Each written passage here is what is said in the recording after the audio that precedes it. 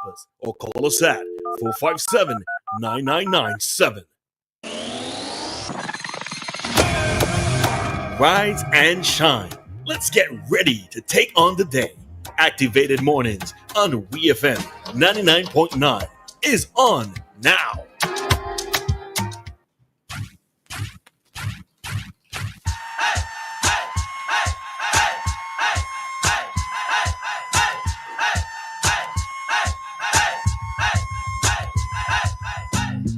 All right, indeed, it is a showtime. We are back with you for another Activated Mornings program here on WEFM. In studio, you have Dianna, Cain, and myself, Roleza Samuel, and we are your hosts, plurals, all right, with you this morning. Now, I know that generally at this time, we are usually expecting commentary from Mr. P. John, but unfortunately, he's unable to provide us commentary for today because he's still gathering that list for us. All right.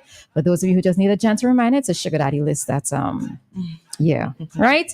So yes, he'll be back with us on Monday with his findings and anything else that he would like for us to do some commentary on, for him to provide his commentary on. All right. So trust that everybody is having a good one so far. Yes, I know it's still quite early in the morning. Persons who are on the road at this time, I don't believe that there is any traffic, so embrace it today, because come Monday, you're back in the swing of things, all right? Most of the people on the windward side. As I always say, well, people already have these problems, all right? But, yep, we are here with you again. Good morning to you, Dianna. Morning, Roleza. Good morning to all of our listeners. It's another Friday with us. These Fridays are coming so fast, but we're not complaining. We love it like that. Hope that you're going to have. Actually, I take that back. I know you're going to have at least an amazing morning because, I mean, you're with us. Come on. Pick up yourself. All right. So let's head into a topic at this time. Any preliminary thing you want to raise, Dianna? No? Do I? No, not yet. All right. So just good morning to those of you, especially those of you in public transportation at this time. We are happy to have you on with us. So van drivers and conductors, good morning to you. And of course, you have special people in your hand. So remember to take extra care on the road this morning. All right. So let's get into it.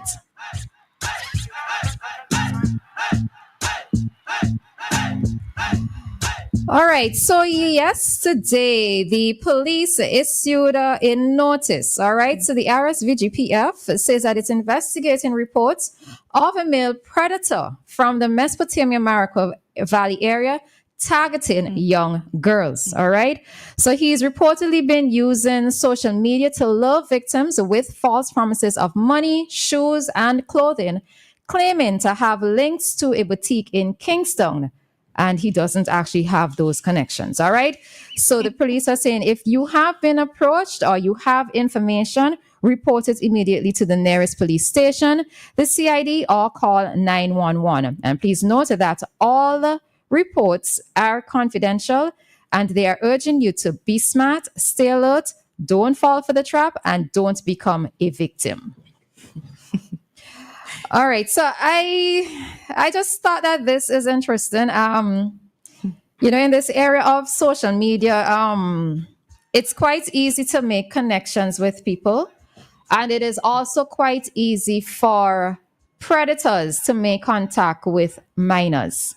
Correct. And they're doing that a lot. If not here, at least I see a lot of that coming from overseas, especially internationally. I see a lot of that happening. And it's interesting that we have this one popping up here in the month that they're celebrating child abuse awareness and prevention. Yes, in this very month. So talking about social media, we're always talking about how children should be monitored with social media. I see some small children with Facebook and Instagram accounts. I don't necessarily support that, but that's up to their parents. If their parents are allowing that and they're not monitoring them, then they got to deal with what they got to deal with. But I hope that parents would understand that social media is good. If you're looking at us on the live right now, you're using social media. And so we're happy that we could reach you in these various ways. So it does have its positives, but children have to be monitored on social media. You cannot just leave your children to do as they want on social media. No matter how good you think you raised your child, even if it's a Christian home, who says that children that grow up in Christian homes don't do despicable things? They do. Who says that they can't get caught? No matter how much you think you've instilled in your child, you always have to monitor them because children are smart. And I don't know, it probably is just a natural human thing, but we just like to bad things. We just like to cling to bad things for some reason. Children more good. Some children, at least, more cling to things that are bad than things that are good. So you always have to monitor them, even if it's a small child. Releaser, you give them a tablet and you give them something on YouTube.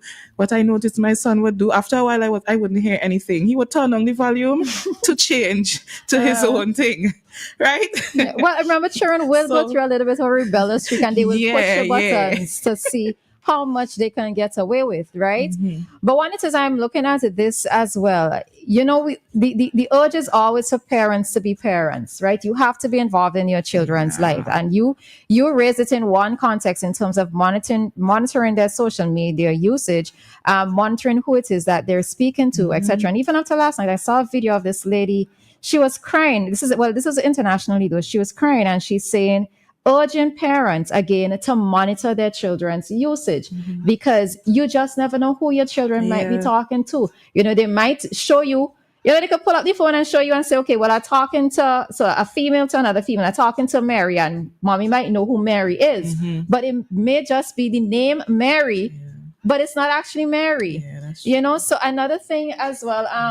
All right, so let's say that call and I would continue after. Hi, caller. Good morning. Oh. All right. There's another thing too with this that I'm looking at. And I wonder how many parents, especially those who, I'm not going to break it down by sex. Both boys and girls, male and female, whenever they come home with something new, do their parents stop and ask them where they get it from? Right? Because if you're looking at this, they're saying that he's reportedly using social media to lure victims with promises of money, clothes, shoes, etc. Right? Now, the thing of it is that maybe it might just be like he might give them issue in the first instance or give them clothes in the first instance to be able to lure them into, to that sense of complacency or trust or whatever it is, right? But whenever a child comes home with something new, do parents ask them where they get them from? I know for a fact some parents do not check. I had to laugh because, boy, my mother, like she was working with CIA or something. Really, is that not even a sort of grain you could have carried home? My mother just knew every single thing we had.